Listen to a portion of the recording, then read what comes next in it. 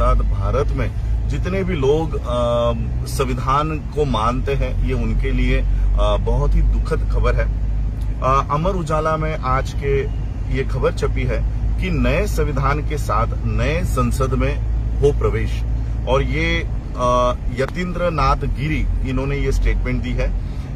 इनका कहना है, मैं ये न्यूज आपको पूरी पढ़ के सुनाता हूं क्योंकि बहुत लोगों के पास ये न्यूज़पेपर नहीं आता होगा। लखनऊ में ये पेपर, इनकी जो सभा हुई है उसमें उन्होंने ये बात कही है। जुना अखाड़ा के महामंडलेश्वर यतीन्द्र नाथ गिरी ने कहा कि देश की नए संसद में नए संविधान के साथ प्रवेश होना चाहिए। जनसंख्या पर रोक का कानून बनाने के अलावा धर्मांतरण को अपराध घोषित कर मदरसों व इंडियन मेडिकल एसोसिएशन, जिन्होंने अभी आईएमए ने बाबा रामदेव को कोर्ट में खींचा है, वो आईएमए इंडियन मेडिकल एसोसिएशन को समाप्त किया जाए। राजधानी के विकास नगर स्थित जीवन दीप आश्रम पहुंचे महामंडलेश्वर ने कहा कि नई संसद के साथ नया संविधान बनाया जाए। ये सनातन हिंदू संस्कृति पर आधारित हो, जिसमें एक देश एक नागरिकता की बात हो, धर्म, जाति और मौलिक अधिकारों को लेकर भेद न हो, क्योंकि मौजूदा संविधान इन आधारों पर भेद करता है। यानी अभी जो संविधान है वो धर्म के आधार पर, जाति के आधार पर और मौलिक अधिकारों के आधार पर भेदभाव करता है, ऐसा मंडलेश्वर का कहना है। समानता की बात तो की जाती है मगर ऐसा है नहीं। नए संविधान में आरक्षण पर पुनर्विचार हो। उन्होंने कहा कि मदरसे पूरी तरह समाप्त हो। आतंक और धर्मांतरण के लिए वहां भी मदरसों और मौलानाओं को फंडिंग कर रहे हैं। प्रधानमंत्री ने जनसंख्या पर रोक के लिए कानून बनाने का आश्वासन साधु संतों को दिया था, मगर अब तक इसे बनाया नहीं गया। जो भी 2 बच्चों से अधिक पैदा करे उनके लिए कठोर सजा बिल अविलंब लाया जाए। आसाम सरकार की तरह उत्तर प्रदेश की योगी सरकार को भी ऐसा बिल जल्दी ही लाना चाहिए। उन्होंने कहा कि IMA यानी इंडियन मेडिकल एसोसिएशन ईसाई संगठन है। आयुर्वेद इसे समाप्त करना चाहिए। आयुर्वेद पूरी तरह बीमारी को ठीक करता है, जबकि एलोपैथी मर्ज को दबाती है, ठीक नहीं करती। कोरोना में बड़े बड़े चिकित्सा संस्थानों ने आयुर्वेदिक काढ़ा पिलाया है। कोरोना वैक्सीन के संकट को लेकर कहा कि ये और इन्होंने एक बात कही कि हिंदुओं को अब बड़ा दिल करना होगा। महामंडलेश्वर ने कहा कि देश के 98% मुस्लिम हिंदू ही है। वह पूर्व में किन्हीं कारणों से मुस्लिम हुए, अब वो घर लौटना चाहते हैं, तो हिंदुओं को दिल बड़ा करना चाहिए। उसके लिए रोटी और बेटी का संबंध बनाना होगा। यदि उनकी बेटी यानी मुसलमानों की बेटी आपके घरों में आती है तो उसका स्वागत करना चाहिए। ये समझना चाहिए कि वो हिंदू भी ही है। तो ये एक खबर आज के न्यूज़पेपर में छपी है। इन्होंने किसी कार्यक्रम में ये जहर उगला है।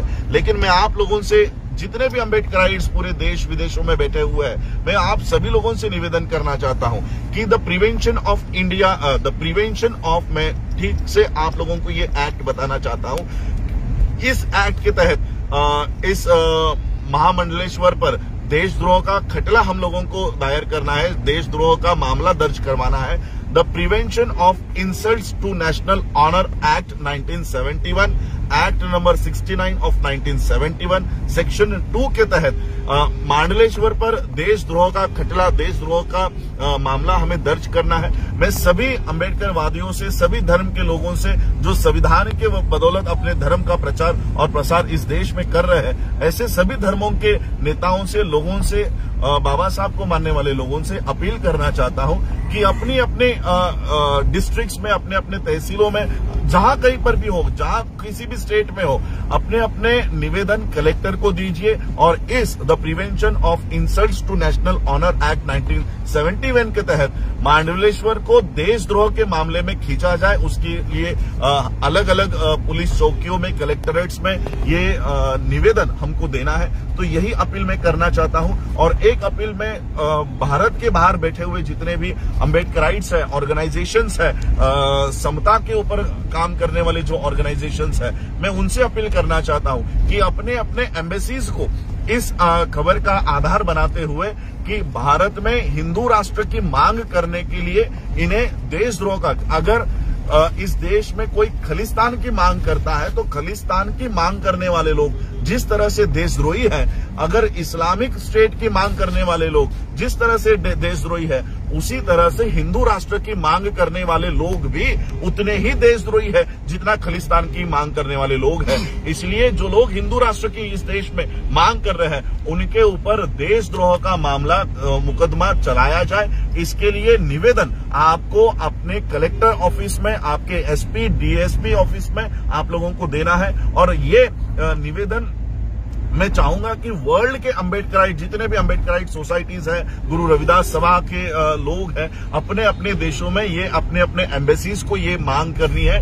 कि भारत में हिंदू राष्ट्र की मांग करने वाले लोग खुलेआम घूम रहे हैं और इनके ऊपर शासन हो और इन लोगों की नागरिकता रद्द करने का काम हो। आप लोगों को पता होगा कि कुछ सालों पहले, 2 या 3 साल पहले, भारत के संविधान को संसद के सामने जलाया गया था।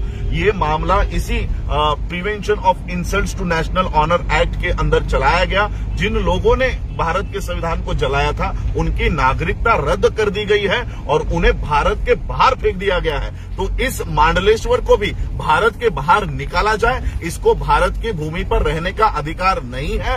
एक संविधान इस देश में लागू होने के बावजूद ये नए संविधान की मांग करता है। ये मौजूदा संविधान का अपमान है, डिफेमेशन है। और इसी एक्ट के तहत हमें इस मांडलेश्वर को, इस भारत के धरती से, अगर तुमको भारत का संविधान पसंद नहीं है तो जाओ अपना नया देश बनाओ और वहां पर जाके अपना संविधान लागू करो। और इसलिए हमें इस मांग को पकड़ के रखना है कि अगर भारत का संविधान पसंद नहीं है तो इस भारत के बाहर जाकर जिस देश का संविधान तुमको पसंद है उस देश में जाकर रहो। इस देश में आपके लिए कोई स्थान नहीं है। भारत की मिट्टी पे रहोगे, यहाँ पर आश्रम बनाओगे, यहाँ की सुविधाएं आप लोग लोगे, यहाँ की इलेक्ट्रिसिटी आपको चाहिए, यहाँ का पानी चाहिए और यहाँ का संविधान नहीं चाहिए। जो संविधान इस देश में ये सारी सुविधा आपको देता है, ये संविधान आपको नहीं चाहिए। और इसलिए ये सभी अम्बेडकराइट लोगों की, गुरु रविदास सभा के लोगों की, संत कबीर मठ के आश्रम के लोगों की, सिखों को, मुसलमानों को ये अपील करनी है कि इस मांडलेश्वर की नागरिकता रद्द की जाए और इसे भारत के बाहर फेंका जाए। यही मैं आप लोगों से निवेदन करने के लिए आज लाइव आया हूं। और ये बात मैं आज तो दौरे में हूं। जैसे ही मैं मुंबई मेरे घर पहुंचता हूं, सबसे पहले ये पिटीशन फाइल करने का काम मैं करूंगा और इस मांडलेश्वर की नागरिकता रद्द करवाने का काम भी हम करेंगे। और मेरे साथ साथ आपसे भी मैं अपील करता हूं कि जहां कहीं पर भी हो, अपने कलेक्ट्रेट को पोस्ट के द्वारा, बैलेट पोस्ट कार्ड्स के द्वारा ये कंप्लेंट आप लोग कीजिए और इस प्रकरण को, जो आज ये लोग नए संविधान को लागू करवाने की बातें कर रहे हैं, ऐसे लोगों के ऊपर शासन करवाने का काम करें। आप लोगों ने मुझे सुना, उसके लिए आभार, धन्यवाद। जय भीम, जय भारत, जय बुद्ध।